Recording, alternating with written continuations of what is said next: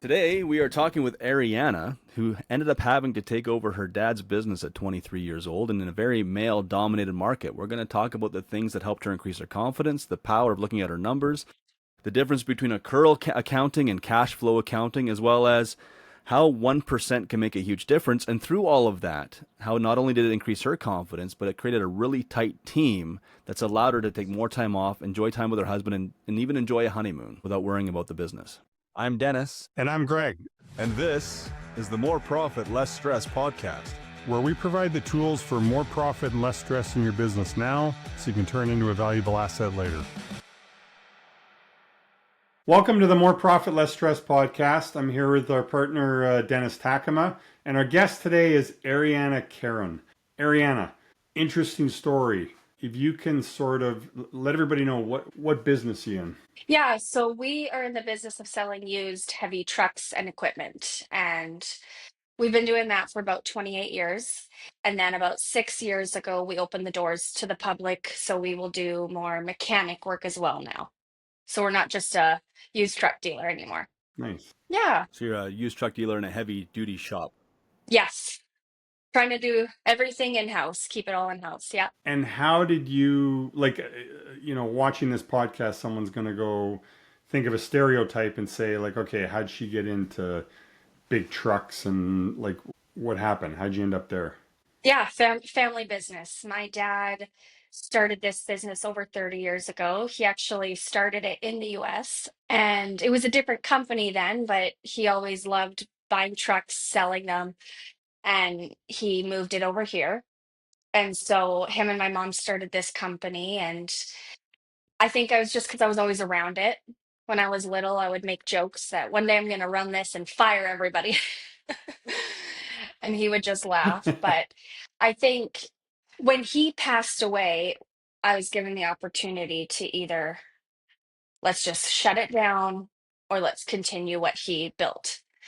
And there's no question about it. I wanted to continue what he built. It was a lot of learning, but that's pretty much how I ended up here.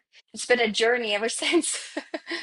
So why, like, it's a pretty big step up to take over dad's business. Like, why was that so important to you to carry it on? Because it's just easier to shut the thing down. It is. And I think at the beginning it was to keep him close to me. And he loved this company Oh, so much. And I don't think I understood how important this company was to him until I was put in the position that he was in. I mean, I worked here probably for 5 years before he passed. I was just admin. I would sit in the office, just do what I was told. I wasn't too much involved, but I was involved near the end. He trusted me more. But in the same breath, he also didn't want me to be in this business because it's harsh and rugged and dirty. So he always wanted something different for me. So he struggled with that, but I think near the end he saw, okay, yeah, she's just gonna do what she wants anyways. So you and your dad had this discussion prior then? Yeah, we did. We did. Okay. So it wasn't like he just passed and you were thrown at it. It was a Yeah. discussion process. And it wasn't anything serious though. He's very old school. So it was he wanted me to not be in this industry. He didn't want me to get my hands dirty type thing. He did everything for us girls. He didn't want me to be a part of it, but he knew it didn't matter what he said that I was gonna do what I want. I was just like him. that's probably what made you the perfect candidate to take over. Exactly. Yeah, So a little bit of a stubbornness in there. So your dad was in the for sure. process. So it wasn't like a sudden, unexpected, like passing on. This was like there was It something going on in his was. health. No, it was. Yeah, he got diagnosed with cancer in July and passed in September. So, So it wasn't a lot of time at all. no, no. I was working here and I like our conversations of me taking over was around the dinner table and it was never anything serious.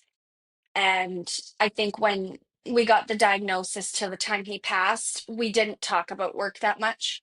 He just trusted my mom would do what was right. And when he did pass, we shut down the business for about a week, gave everybody time off, and kind of regrouped. And if I'm being completely honest, I think the first 6 months of us taking over, it was a blur for sure. I don't really remember much, but it was a great decision. What was that conversation like with your mom after your dad passed about like how'd that conversation go and how did it lead to okay, that's a good idea, let's let Arianna take over the business? It was very simple. It was very blunt. I think we had a lot going on. It was, what do you guys want to do? And immediately it was, no, let's keep it going. Let's see if we can make it work. And she just trusted and said, okay, let's do it. And I mean, mind you, we had the reputation of 30 years from him. So I came into this business taking it over with a great reputation. And I had that to build on. So you were able to take over dad's business and it was just completely smooth sailing from there. No, absolutely not. Right. So even though you were admin in the process, kind of taking over the reins from everything, it sounds like it wasn't just like a level playing field who just kept right on going. It sounds more like you No. had a steep learning curve to try to catch up to everything. Yes. Yeah. So what were some of your biggest challenges in the beginning? I think being in the position of power, it took me a long time to take hold of that position because, mind you, I had just turned 23. I was still, to me, I felt like I was 18 years old. Like it, yeah, I couldn't imagine being in that position. When I would talk to my dad saying I'm going to run the business, I didn't picture it being at 23. So, Oh, wow. yeah, I do believe that my age played a huge factor, but that was my own confidence. And then we had the fact that the year leading up to my dad's passing, he was a bit sick, but we didn't know how sick. And so he kind of stepped back and put the trust in all his employees. So there was a huge mess when we took over and we had to start over. And that meant all new employees, everything. And so that was a challenge as well because we were seeing a lot of the mistakes that were made in the year that had passed, and we had to build off that. Someone watching this might say, so let me get this straight. A 23-year-old, smaller stature female, because you don't look like you're 200 pounds, in the trucking industry with a bunch of stereotyped, truckers. How do Mhm. you gain the confidence and then win over the team to be able to get them on board to run this company and make it successful? Like, how do you do that? What are some things that led to that? Like I said, it was really hard and I still struggle with the confidence, but I do believe having all the tools and steps, I do believe the knowledge that I carry, they can see that, and that eases my confidence and feeling like I know what I'm doing. But I do believe at the beginning, I do think there was people that definitely had a hard time seeing me in this position. I mean, I am in a more man industry. It's more rugged. They're not used to dealing with a 23-year-old girl. But I think it also has been a blessing because I've had some customers be like, wow, I've had the best experience here. You're the best salesperson I've ever dealt with.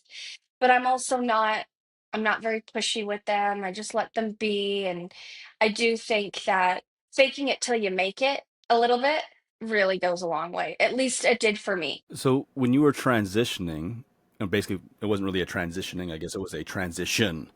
Yeah. At what point did you kind of realize you were over your head and were looking for some help? Probably 6 months to a year in, I would say. So what were some of your biggest frustrations? You were like, I'm just not getting it. I don't know. I think it was because my husband came in as well, and he became a heavy duty mechanic in the process of it. And I think it was the long hours. Sometimes we were here 14 hours. It was working weekends. It was coming in early, and it was doing all the things in our power, making us exhausted, yet not seeing the numbers go up. In fact, seeing it just stay where it's at or go down. And it was really discouraging when we're working so hard to keep it and all our hard work was not paying off. So 14, 15-hour days, no real time with the husband, taking over the dad's business, struggling through trying to figure out how to be a female entrepreneur in a male dominated market, and then trying to figure out why the heck at the end of the day you guys are working your butt off, but yet the dollars and cents don't seem to be adding up to what you were looking for.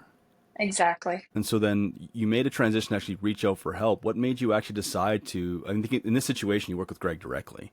What made you actually decide to reach out to Greg and be like, hey, I'm looking for something and I don't know what it is? I think it was just because I see this business being bigger than it was at that point. I had all these dreams and aspirations of taking this business a step further.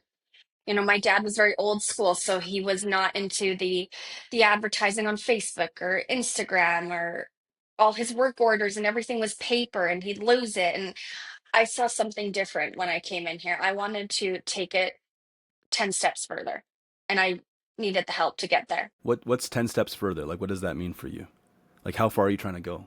Well, I would like to, for us as a used heavy truck dealer and mechanic shop, we buy trucks that look not as pretty as you would like to see on the road. So we're in the process of opening an auto body shop, because I don't think the amount of money my dad would spend, he would spend like $1 million one year just on body work. And if you think about that, think of all the revenue that you could have made off that and the profit you could have made off that if it was in house.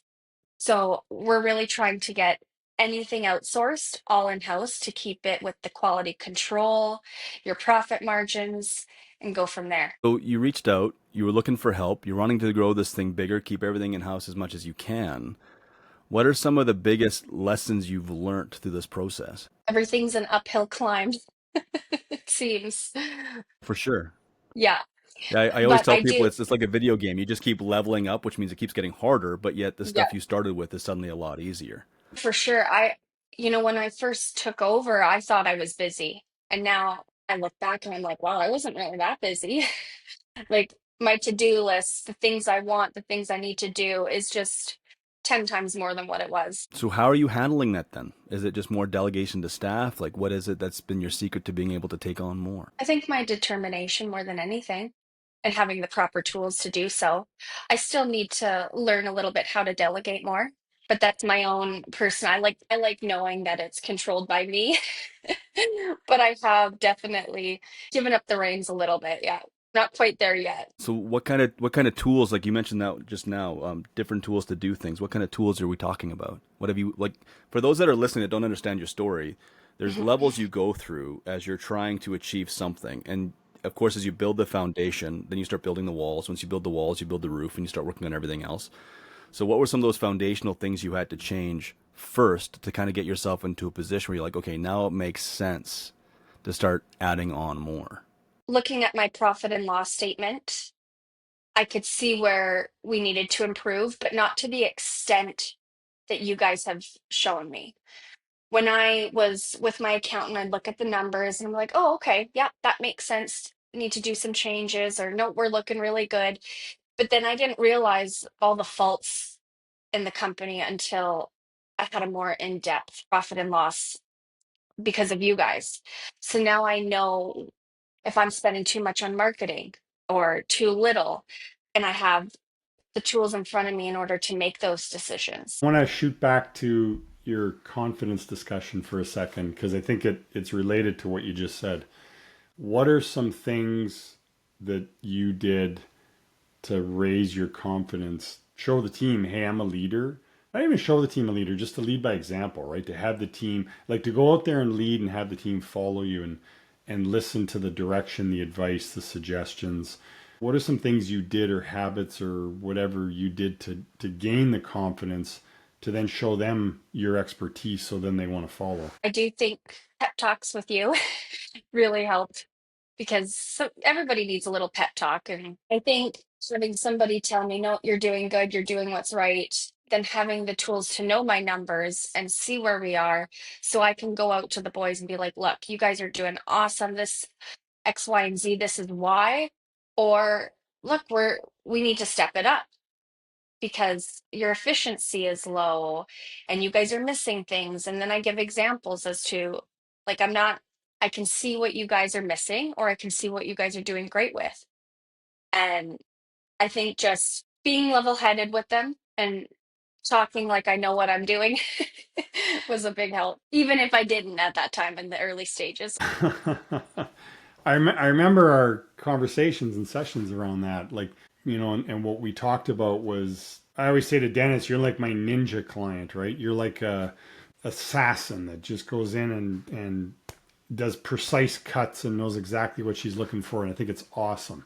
I remember those conversations and going through things to say, hey, like you've got the smarts, you've got the knowledge of the industry. And it was just about like learning the numbers a little deeper so you can go to your team and be the expert, and they can't argue with that, right? That they're gonna follow you if you know what you're talking about and they don't, they're gonna follow you. And I think you've done an amazing job of that. I think, and like you said, there's always, it's still a journey. There's still more to go, but you've come a long way, and I think you just done a fantastic job of. You get into efficiencies. You get into, I mean, you even got into controlling the inventory, making sure that they're not putting stuff in the trucks and not recording it and tracking it, right? What are some other things like that you've done just to help people realize, like it's not a broad overview. There's nitty gritty little things, and you dove into it. I mean, just about every time we talk, there's like a new number that comes up that we want to track and figure out how to make better and hold the team accountable. And so, what are some of those details you're getting into? I think the biggest one was switching to a software that tracks everything, because that was a huge help to also bring into the tools that you guys have provided for me. I mean, like I said, my dad was old school. It was paper work orders, and then we just write it on there, and nothing was properly tracked. We didn't know what was coming in or out the door. And that was a huge downfall of the company for sure. So moving to a bit more modern and doing a software that can also work with the tools that you guys have provided, that's been really helpful because I can track what's going on a truck, what we're purchasing, how much, what our profit is on that work order, what the guys are doing. I can tell when they're on general and be like, why were you guys on general for 3 hours? What were you doing? So I do think that has been a really great help for us. And just I think having really good relationships with our employees. I mean, we're a small company. We're one location, small employees. We're very close knit, and I think that's also a part of the success is having great employees because we've hired numerous people over the years, and they're just a bad egg, and you can immediately tell the atmosphere in the shop, and you don't want that because it will make your good employees bad, and it will make other people start picking up on their bad behaviors, and it's just an overall bad situation. So you want to get rid of that as fast as you can. What would you say to a business that is, because I remember we had this conversation and you were good at keeping track of everything, like with spreadsheets and stuff. But then you just mentioned, then, Yeah. hey, we got you into a software. Perfect. What would you say to a company out there that's still using spreadsheets to try and track their cost of goods and their sales and their, like all that kind of stuff? What would you say to them? You're wasting your time. Your time is spent better doing something else because having all those Excel spreadsheets that you make up on your own, that's time wasted when you could have something simple and it's already all in one place and you can go and do other things for your company that need the attention. Could Agreed. I rewind just for a second? You had mentioned earlier that you were looking at your financials before. Your accountant, you'd look at them with your accountant. Your accountant would show you something, you'd be like, yep, that makes sense. And now you're getting Mhm, into the nitty gritty aspects of more things. I think mhm. it's easy to breeze over that because you're 6 years later. When you Yeah. go back, like you've had a progress. So what were some of the biggest, as you started diving into your numbers from an operational perspective, what were some of your original like big aha moments that you had going, hey, wait a minute, I'm not seeing this in this report, but I'm not seeing this here, and this makes more sense to me? Like what were some of those things that you kind of realized, hey, I got to fix this now moments? For sure. I think it was the expenses was the biggest. And there were so many different expenses put into one category. And I'd be like, why is that so expensive? Why are we spending so much on shop supplies, for example? But really, we have tools in there and things that shouldn't be in that category until I started to dive in. And looking at my P&L before, I would just look at the bottom number. Are we in a profit or at a loss? That's all I cared about and that's all I saw. I didn't look at where the money was going, how much revenue. I wanted to see the bottom number. And then as you started to breaking it out, so you mentioned fuel, what other things did you start to see? Yeah, so I think it was basically all of the Even our revenue, for example, a lot of the revenue was bunched into one. So I didn't even really know where we were making the money, what was working and what wasn't. So breaking up everything into categories, making revenue on shop sales, doing commercial vehicle inspections or doing repairs and things like that nature. I didn't really know where the revenue was coming from until we started splitting it up. And then probably margins as well, hey? For sure. I didn't even know what margins meant one night before. Yeah, there's a lot of people we find when we kind of get into this that they confuse markups with margins a lot. And then when Yes. they start breaking down the difference between what those actually look like, they start to see the power of a 1% decision. And it sounds like you kind of went through that process too. Yes, that was definitely a big aha moment because I based everything on markup previously. If you were asked, if someone, let's say you bump into somebody who's a business owner and whatever business they're in doesn't matter, but they're kind of where you were 5, 6 years ago. And they walked up and said, Mhm. "Hey, Arianna, how important is knowing my margins? Does it really matter?" I think kind of what Dennis just said. If you don't know your margins, that 1% can make or break you depending on what your revenue is. I mean, you could be losing out on thousands of dollars just by not knowing your margins. 1% changes the whole game. And when you're dealing with a markup and the margin's Yeah, such a different percentage, you're talking generally for on for sure. most people, you're not talking a 1% difference. You're talking like a 5 to a 7% difference, Hmm. depending on what Exactly. you're trying to sell. So you were able to take those margin numbers, understand that. You took your expenses, you broke them out into a detail in such a way that you were no longer looking at a miscellaneous category or just a shop supplies category. You're able to break that out so you could see how the impact of every decision goes.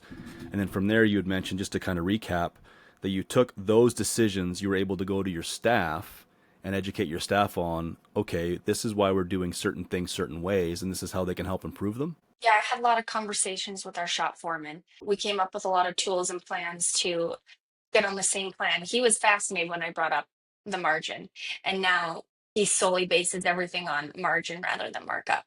It's great. So it actually got more team involvement. For sure. Well, that's huge.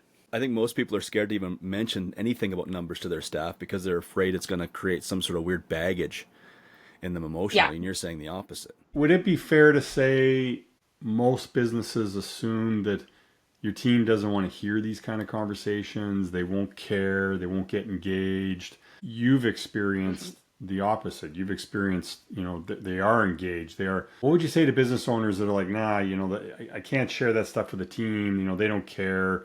They'll never buy in or care as much as I do. Or what would you say to those business owners? And then what advice would you give them on how to transition the culture to get the team to buy in? I think I tell them, well, if you don't think your employees will buy into it, then they're not the right employees. You need people that are going to help you succeed, and then they're going to succeed in the end as well. I mean, you have to set up as well, like for our employees, very close knit, very family oriented. A lot of employees are here for just a paycheck in a lot of companies, and you don't want that. You want their passion and their experience because that's just going to make you succeed even more. So you want them to understand where you are as a business. I think part of it too is your experience of going through this.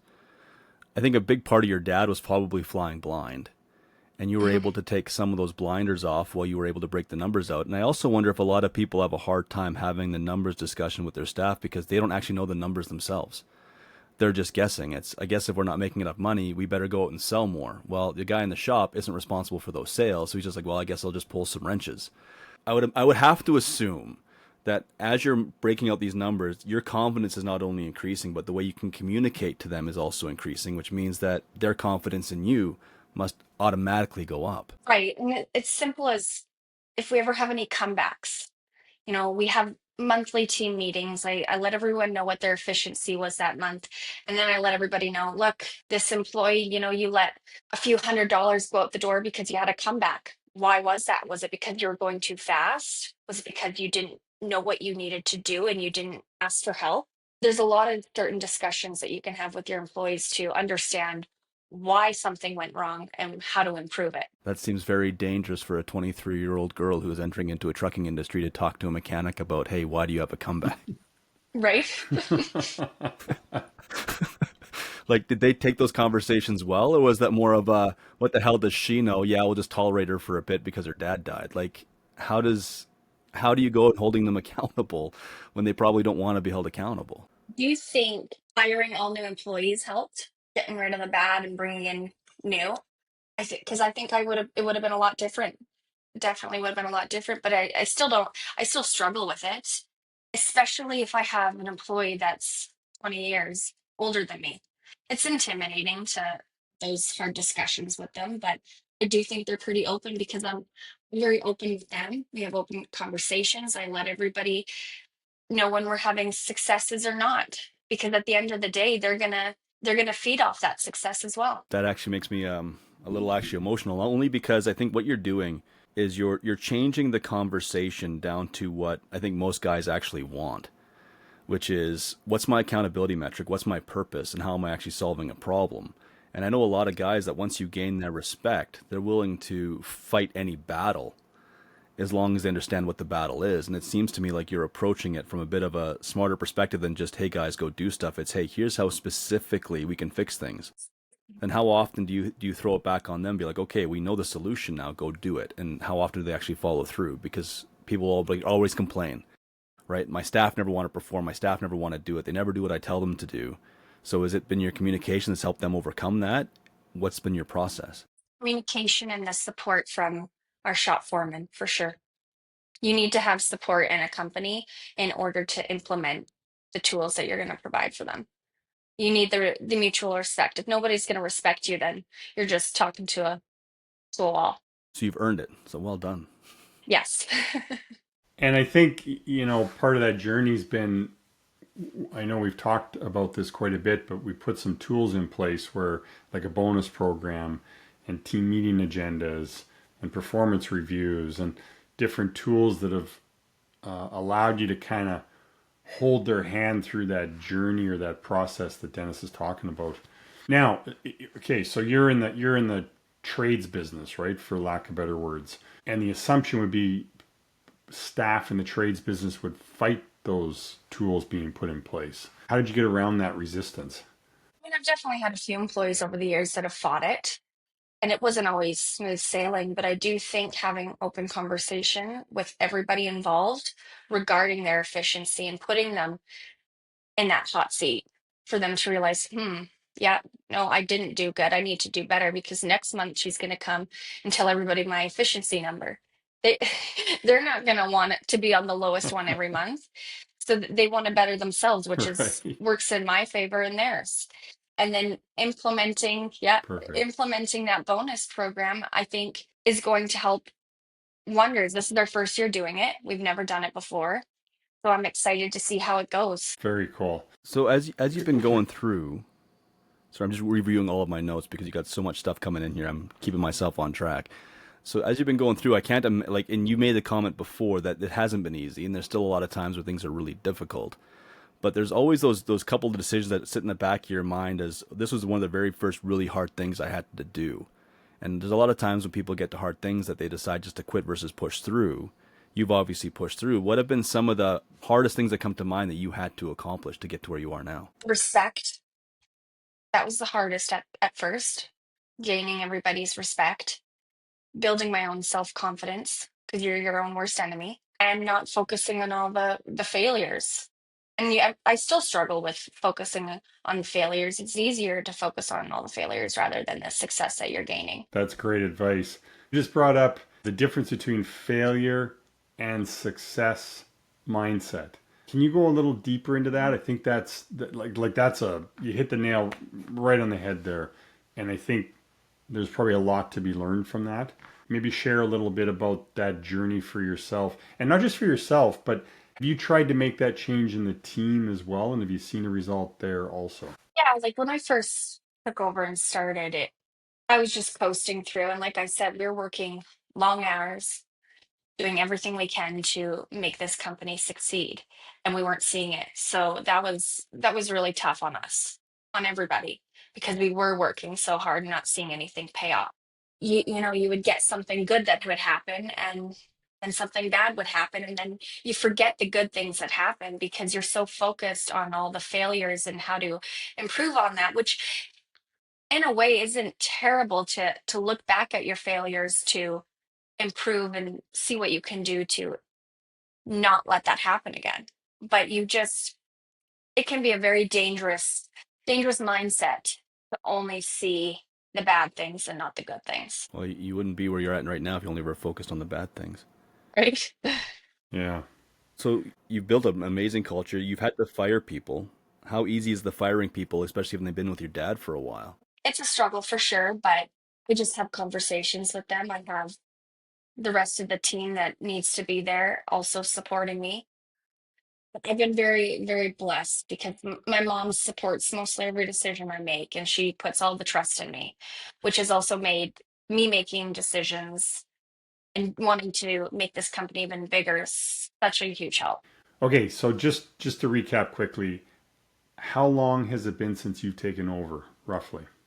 It'll be my 6 year anniversary this month. Wow, congrats. And obviously, I'm very intimate with your numbers. I won't share them, but you're doing really well, right? Like the day we met, company was, kind of floating, but not really doing really Hmm. fantastic. And now you're doing great. And you're a credit to you. Like you're doing great now, but as a credit to you, that's never enough. You're always like, where can I get an extra a little bit here and a little bit there? And you're always trying to get better, which is awesome. My question is, in hindsight now, how happy is she with the choice that, you guys made 6 years ago to say, hey, you know what? You go do this and let's see what happens. Ecstatic. I think we didn't think we could get to where we are today, and we didn't think that we would be venturing out as much as we are, but here we are. And I think she's just over the moon about it. I think she sees my dad in me, and she's just very proud. Very cool. And you've earned that, right? Yes. So Arianna, when we started working together, I can't remember the exact numbers off the top of my head, but you were hovering around that, break even mark, basically, within a couple of points either way. And as I recall, fairly quickly, the profit started to change. What would you say some of the initial things we did to change that profit were? What were the fast, low hanging fruit that, like, boom, that made a difference? We touched on it earlier, but I think getting my mindset out of markup versus margin. And once I priced things based on margin, my revenue started to go up. And then we were keeping more in our pockets in order to purchase more inventory or add on to our company and build off that was definitely a huge game changer. So when we were diving into the P&L and spacing everything out and putting things in proper categories, you noticed a lot that was wrong and needed to be changed. But just because a lot was wrong doesn't mean there wasn't good things that you were already doing. And that was just reassurance to yourself, seeing something. Okay, I think I know what I'm doing. Keep going. Yeah. Awesome answer. Thank you. Yeah. If you don't know your business as a whole, you're never going to be able to keep succeeding if you don't know your numbers down to the last cent. If you don't have the tools to implement to your team, to yourself, you're going to be stuck in a rut, and it's going to be hard on you because again going to focus on the failure, not the success. Right. It's awesome. So I want to go back to the margin discussion for a sec because I know you and I have Mhm. had some great meetings and sessions about this margin conversation and trying to figure it out. And especially in an industry like yours, where you buy a big heavy truck and you fix it up and you sell it. You really got to watch your expenses, like every dollar here and there, every quarter of a percent here, a percent there, and you got to really watch your margins because the margins aren't big to begin with in your industry. So, in doing that exercise, literally in not a very long period of time, we've got your company from just sort of skimming along, doing okay, to pretty productive. And it's fantastic. And I think there's a lot of businesses out there that are not doing this properly, which is cash versus accrual accounting. If you can answer these questions, number one, what's your understanding of cash versus accrual accounting? Just simple explanation. Number two, which would you advise on doing and why? And number three, if your bookkeeper or accountant fights it, what would you do? Yeah, I think if I'm being honest, I don't have as much knowledge on it as you do because in our last session is when we just finally started to talk about it and understand what the big difference is. I mean, I think the big difference for me, especially with the industry I'm in, I need to keep track of my revenue versus cost of goods on something, and having them mashed up into a few months isn't going to make my numbers accurate. And then my margins are all over the place every month and every quarter because it's not lining up just the way the accounting was done. So I didn't realize, but we're diving into it now, and it's going to be a game changer. I can already see. And if someone says, yeah, but my accountant or bookkeeper is advising me I don't need to do that, I'm going to stay cash accounting, what would you say to them? Change your accountant or make them change it. No, I would tell them the benefits of it for sure, because you're not going to truly know all your numbers until you make those changes. Insanely important discussion. And I think there's a lot of businesses that are doing that wrong. And no, it doesn't come out in the wash over a year or 6 months, or like, it doesn't work that way. I appreciate working with a business owner like you who cares about every quarter point, every half a point, every 1% here and there, and wants to constantly improve. In fact, my guess is the thought of resting on your laurels has probably never even crossed your mind. What is it that drives you to do that? What is it about that that makes you just keep going? It's like you guys say all the time. You ask yourself, why are you doing this? There's got to be a purpose. You have to have a purpose to keep going. And I do think if you're at a standstill and you're happy with what you're making, you're not prepared for what's next. And if there's going to be a struggle ahead, you're not prepared for that. You always got to be 10 steps ahead to prepare for the worst just in case. But I do think a lot of companies don't have the purpose or the reason to keep going. And that's why you guys are here, to provide that purpose. Whether you want to sell 10 years down the road, or whether you want to pass it on to your family. You need to be ready for that transition if and when. I think a lot of people get stuck not out of intention, but out of ignorance, right? Like you take a look at a couple of things we've discussed here. Number one, accrual accounting versus cash flow accounting. We've talked about staff confidence. We've talked about the power of small percentages. We've talked about making small decisions based upon efficiencies and all these other things. And I think for the most part, where the buck stops with most people is, I don't understand my P&L, but it looks right. My accountant says it's right. I don't know how to actually plan anything past that step. So yeah, selling like it went down the road one day feels like a great idea, and it says I'm profitable, but I don't know why. It's like, I think for you, I'm wondering, and maybe I'm wrong, but I'm wondering if it's the clarity that you've received from going through the process that's allowed you to actually figure out how to properly plan and not just react to a market that's around you. No, 100%. I do. If you don't continue the success that you're going down, then you're going to stall out. You're going to not be ready for what's next to come. And then you're in trouble. If you don't keep pushing yourself and asking yourself, why am I doing this? Then I don't think you're going to get much further than where you are.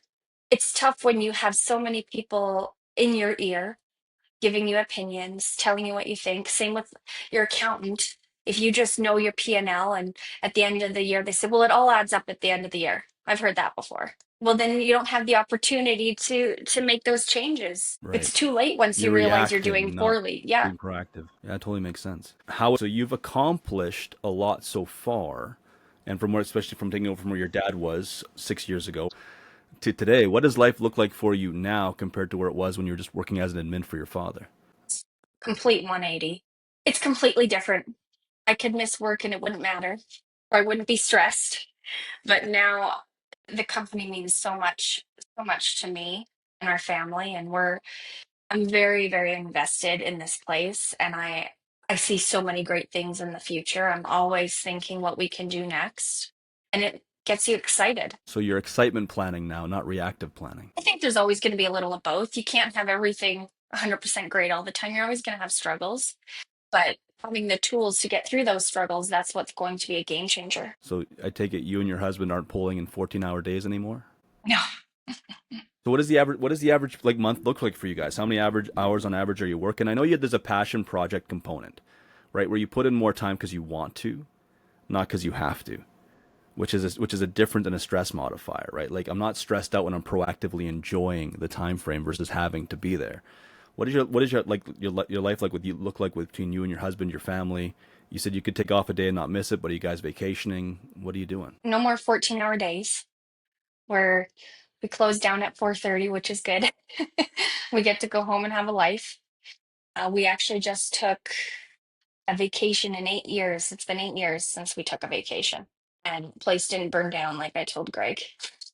So that was really good to that feeling, that support here. Didn't you take back-to-back vacations? It's We impressive. did. We went to Mexico for our honeymoon, our late honeymoon, 3 years later. Nice.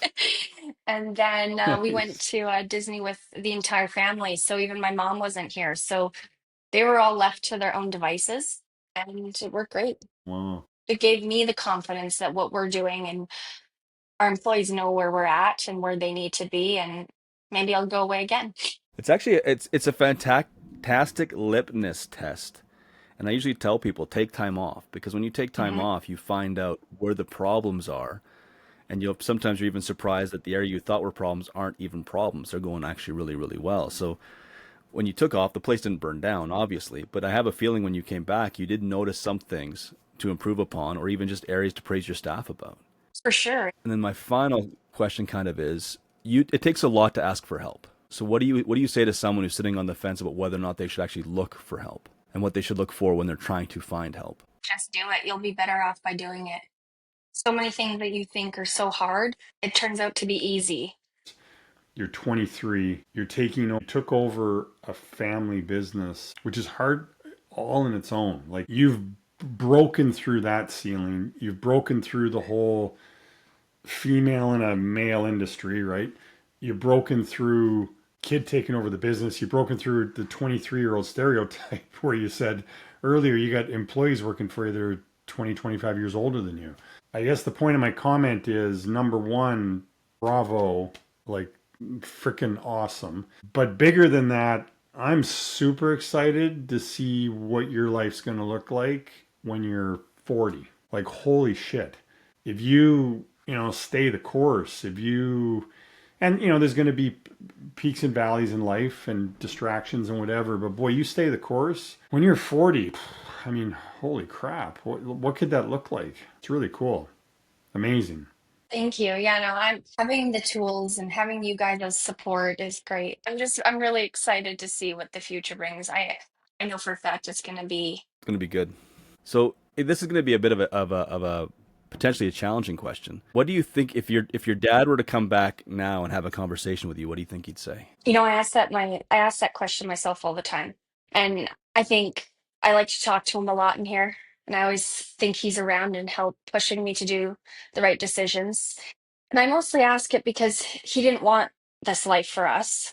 He wanted me to be stress free, living the life. And, but it is a tough question because this was his life and now it's mine. And now I understand every decision he made. You know, when we would go on family vacation, it was always a last minute thing because it was like, oh, I don't know about the company, but now I get it. And I do. He did everything he could to make this business successful, and so all of us girls didn't have to worry. It's me, my mom, my sister. And so being in the position I am now, I'm constantly asking, what would he think? And some days I think, oh, he's probably shaking his head at me, but most of the time I think he'd be very proud. And I'm very spiritual, so I like to look at signs, and I think he's sending me signs all the time and telling me keep going. Yeah. Keep pushing. That's huge. Hmm. I'm positive he'd be very proud. I have good days and bad days about it, especially with the anniversary coming up. It's a sensitive month for all of us, but I have the support of my entire family, especially my mom. So it makes it a lot easier, and knowing I have him by my side, I know I'll keep pushing through. Thank you very much, Ariana, for joining us and sharing your story. I think there's a lot of lessons for people to learn there, and I think it's a really interesting journey. And actually, let's be honest, this journey is just beginning. You're still young, and the company's still got lots to go. So, very, very cool. Very excited for what the future brings you. Okay, so we have a couple of questions from our podcast producer that none of us have seen before, and we'll answer them quickly. The first question is, if your business had a mascot, what would it be and why? Arianna, you go first. Ooh, mascot. Definitely my golden retriever. I did Nice. because he's super chill. Everybody loves him. He comes here and prances around the yard and goes says hi to everybody. That's cool. I like it. Nice. Fun. Dennis. Well, you and I are probably going to be different, but I'd probably have to pick the honey badger. That little fucker don't Interesting. quit. Pardon my language. I'd have to pick the honey badger. That little thing doesn't quit. It finds its way out of every problem. It's intelligent as crazy. It won't let obstacles get in its way. Like They're that. insane.